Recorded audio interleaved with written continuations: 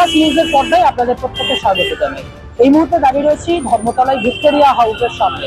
আগামী 21শে জুলাই অর্থাৎ দুদিন বাদেই যে তৃণমূলের শহীদ সমাবেশ, সেই শহীদ সমাবেশের যে মূল মঞ্চ, তার প্রস্তুতির ছবিটা আমি আমার চিত্রগ্রাহক রাজ বর্মনের মাধ্যমে তুলে ধরবো।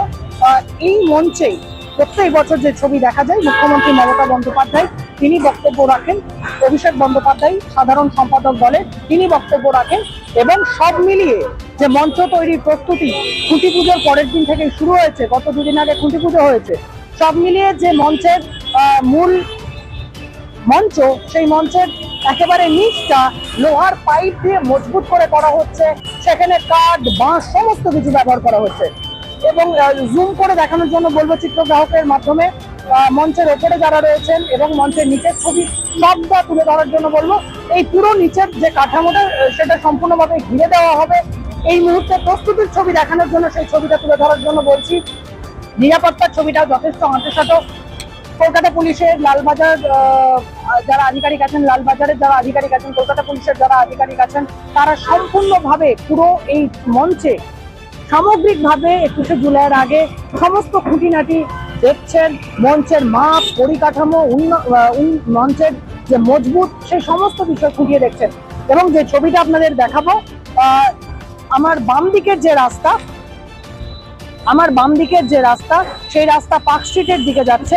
এই পুরো রাস্তা কিন্তু একেবারে যে জায়গায় দাঁড়িয়ে রয়েছে সেখান থেকে কিছু জোন করা হবে। যেই জোনগুলোতে তৃণমূলের নেতৃত্ব থাকবেন, তৃণমূলের যারা পৌরসভার চেয়ারম্যান রয়েছেন, পঞ্চায়েত প্রধানরা রয়েছেন, তারা বিভিন্ন স্তরে থাকবেন, তৃণমূল নেতৃত্বরা থাকবেন, মঞ্চের নিচে কর্মী সমর্থকরা থাকবেন। এবং এই রাস্তায় রাজ্যের বিভিন্ন প্রান্ত থেকে, একেবারে কোচবিহার থেকে কাকদ্বীপ পর্যন্ত এই শহীদ সমাবেশ, হাই ভোল্টেজ সমাবেশ বলা যেতে পারে। 2026-এর বিধানসভা নির্বাচনের আগে রাজ্যের মুখ্যমন্ত্রীর বক্তব্য শোনার জন্য এই শহীদ সমাবেশে আসবেন। জেলার বিভিন্ন প্রান্ত থেকে, রাজ্যের বিভিন্ন প্রান্ত থেকে বক্তব্য শোনার জন্য আসবেন তৃণমূল কংগ্রেসের কর্মীরা। এই পুরো রাস্তায় একেবারে পার্ক স্ট্রিট পর্যন্ত ভিড়ে ঠিক করবে। যান চলাচল বন্ধ থাকবে, যানজট তো হবেই। কলকাতা পুলিশের তরফ থেকে বিভিন্ন জায়গার গাড়ি ঘুরিয়ে দেওয়া হবে বিভিন্ন রুট দিয়ে।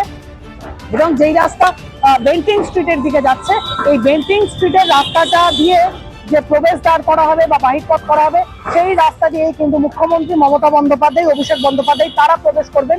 এবং ছবিটা তুলে ধরার জন্য বলবো, এই বেন্টিং স্ট্রিট দিয়ে এসেই কিন্তু মূল মঞ্চে ওঠার জন্য যে সিঁড়ি, সেই সিঁড়ি থাকবে, একেবারে মূল মঞ্চে উঠবেন। আবার সবার শেষে মূল মঞ্চ থেকে নেমে কিন্তু বেরিয়ে যাবেন বেন্টিং স্ট্রিট হয়েই। মুখ্যমন্ত্রী বা অভিষেক বন্দ্যোপাধ্যায় বা তৃণমূল কংগ্রেসের যারা হেভি ওয়েট নেতা থাকবেন এই মঞ্চে, তাদের জন্য এই জোনটা বেন্টিং স্ট্রিট দিয়ে। মূলত প্রত্যেক বছর যা দেখা যায়, এবছরও তার অন্যথা হবে না, এটাই পরিষ্কার। সেই ছবি আপনাদের সামনে দেখাচ্ছি।